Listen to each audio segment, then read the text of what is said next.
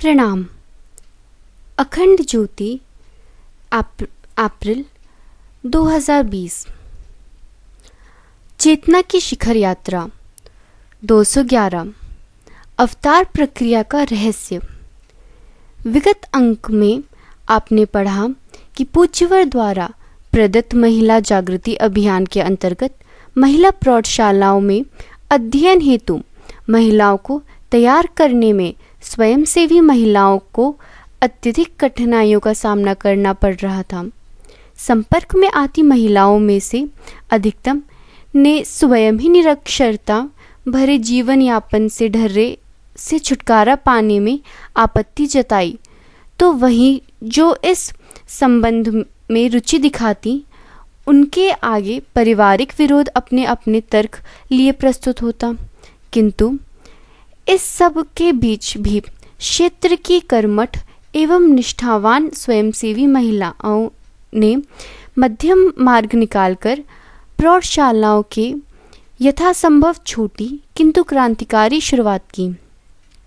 समय के उसी प्रवाह में जब पूज्य गुरुवर पूर्व में ही महिलाओं को अग्रगामी बनाने के प्रयास में महिला जागृति अभियान द्वारा मिशन की विभिन्न शाखाओं के माध्यम से उन्हें उपयुक्त अवसर प्रदान कर रहे थे, तो वहीं समूचा विश्व संयुक्त राष्ट्र संघ के द्वारा पूज्यवर की उनकी सूक्ष्म प्रेरणाओं से तरंगित हो कुछ समय पश्चात अपनी विभिन्न योजनाओं के माध्यम से महिलाओं को विशेष अधिकारों से लाभान्वित करने के उद्देश्य से अंतर्राष्ट्रीय महिला दिवस, महिलाओं के राजनीतिक अधिकारों से संबंधित विभिन्न महत्वपूर्ण प्रस्तावों को पारित कर रहा था। महिला शिविर के लिए शांति कुंज आई महिलाओं के बीच चर्चा का यही ज्वलंत विषय बना हुआ था। आंध्र प्रदेश में नलगोंडा के पास एक गांव में रह रही दामिनी बिना अनुमति लिए ही अचानक शांति कुंज आ गई। उसने गायत्री परिवार या गुरुदेव के बारे में 3-4 महीने पहले तक सुना भी नहीं था। तिरुपति के प्रसिद्ध देवज्ञ पंडित वेंकट शास्त्री ने उससे कहा था कि तुम्हारी दारुण समस्या का हल उत्तर दिशा में जाने पर ही होगा, वहाँ का कोई ऋषि ही मदद कर सकता है। दामिनी की समस्या वाकई दारुण थी। उसका पति अनिल नायडू ट्रैवल एजेंसी में काम करता था, अच्छा वेतन मिल रहा था, खेती बाड़ी थी। आठवें दशक में 2-2.5 लाख रुपए सालाना आमदनी हो जाती थी। दामिनी और अनिल की शादी हुए 5 साल हो गए थे। परिवार में 2 बच्चे भी आ गए थे। सब कुछ ठीक ठीक चल रहा था। इस बीच अनिल ने जमीन जायदाद का व्यवसाय शुरू किया। इस क्षेत्र में उसे कोई अनुभव नहीं था। एक भागीदार चुना, दोनों मिलकर काम कर रहे थे। कुछ दिन बाद पता नहीं क्या हुआ कि अनिल दामिनी से कुछ खिंचा रहने लगा। व्यापार व्यवसाय ही नहीं, घर परिवार के बारे में भी दामिनी से कोई बात नहीं करता। और एक दिन ऐसा हुआ कि अनिल सुबह घर से निकला और वापस नहीं आया। शाम और देर रात तक तो दामिनी ने इंतज़ार किया। अगली सुबह भी वापस नहीं आया तो चिंता हुई। संबंधियों और परिचितों से पूछताछ की, यहाँ वहाँ तलाशा, कोई संतोषजनक जवाब नहीं मिला। फिर नाते रिश्तेदारों और जान पहचान वालों से पूछा, वहाँ भी निराशा ही हाथ लगी।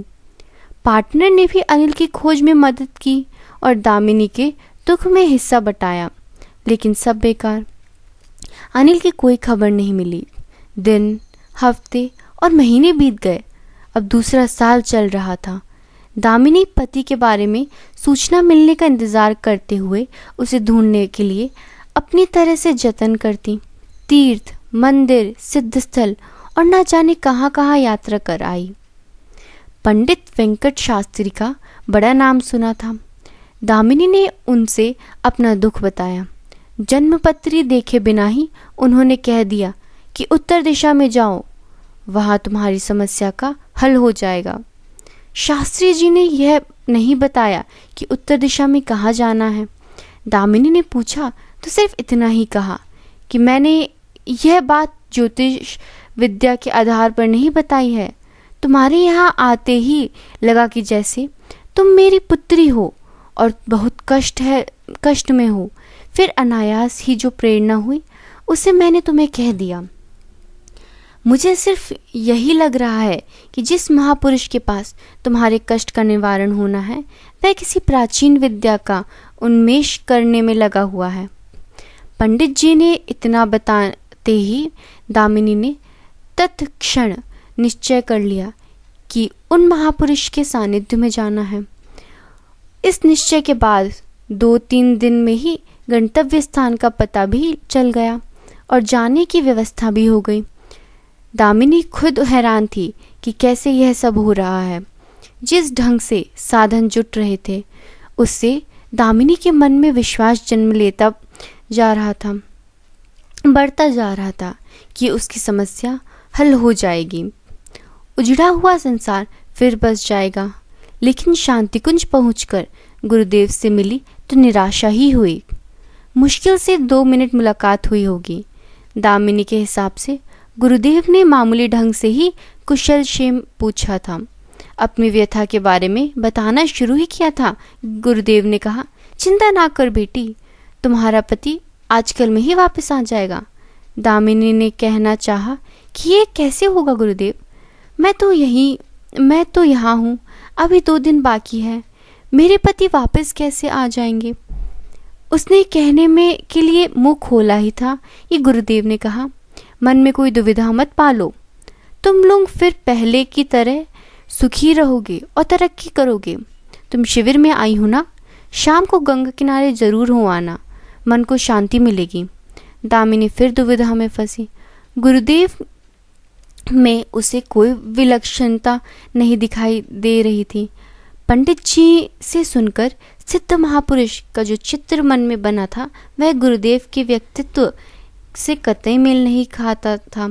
गुरुदेव उसे महापुरुष, ऋषि या सिद्ध के स्थान पर अपने परिवार के बड़े बुजुर्ग ज़्यादा लग रहे थे। दामिनी को लग रहा था कि वह कोई सहायता करने के बजाय सांत्वना दे रहे थे। गुरुदेव ने जब शाम को गंगा किनारे हो आने के लिए कहा तब वह और ज़्यादा क्षुब्ध हो गई। मन में विचार आया कि शायद गलत जगह आ गई है। दिन का बाकी समय अपने कक्ष में ही जप तप करते हुए बिताने के बाद वह शाम को गंगा किनारे घूमने गई। वहाँ उसके मन में क्षोभ और निराशा के भाव ही घनीभूत हो रहे थे।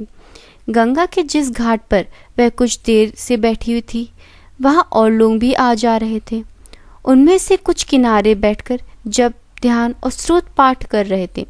दामिनी किनारे बैठी गंगा की धार को देख रही थी।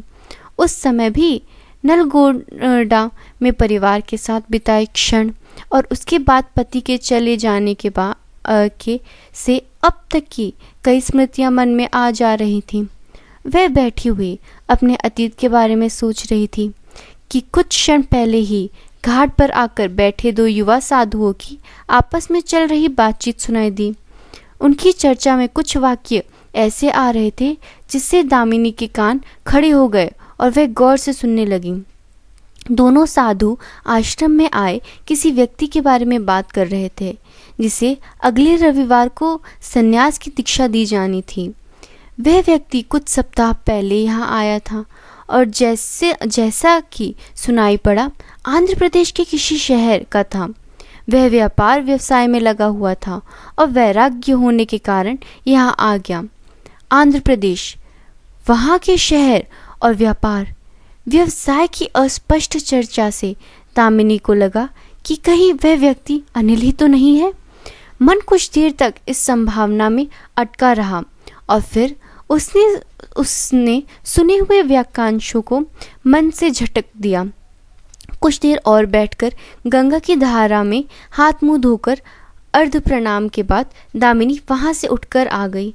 रात में दामिनी के मन में गुरुदेव से कल की भेंट, उनके आश्वासन और शाम को गंगा तट पर सुनी साधुओं की बातें आती रहीं।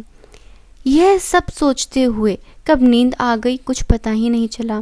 लेकिन अगले दिन सुबह जो कुछ हुआ वह दामिनी की कल्पना से परे था। जब की बात यज्ञशाला में हवन कर वह गुरुदेव माता जी के दर्शन करने ऊपर गई। वहां से नीचे उतरी तो सीढ़ियों के पास ही उसे अनिल खड़ा दिखाई दिया। उसे देखते ही हृदय धक से रह गया। इच्छा हुई कि उसे कस कर पकड़ ले और जी भर कर रोए, लेकिन दामिनी ने अपने आप को संभाला और वह अनिल की ओर देखने लगी। अनिल भी उसे देख रहा था।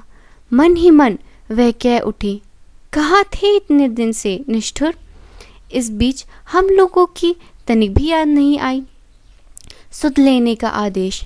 मुलाकात इतनी शांत और संयत थी कि पास से गुजर रहे किसी व्यक्ति को आभास तक नहीं हो रहा था।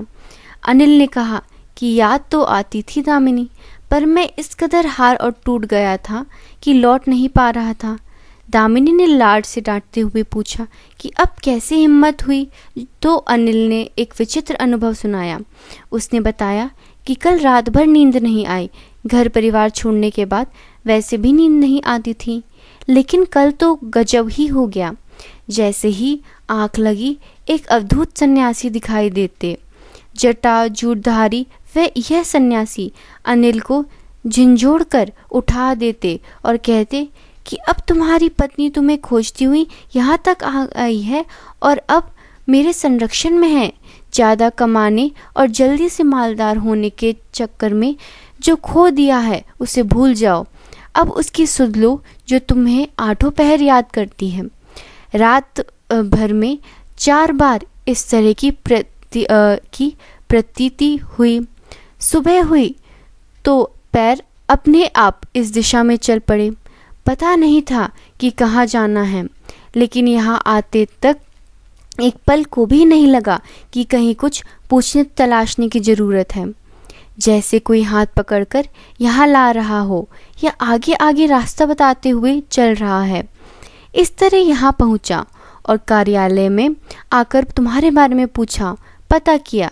यह सब उन महात्मा का आदेश पालन करते हुए किया।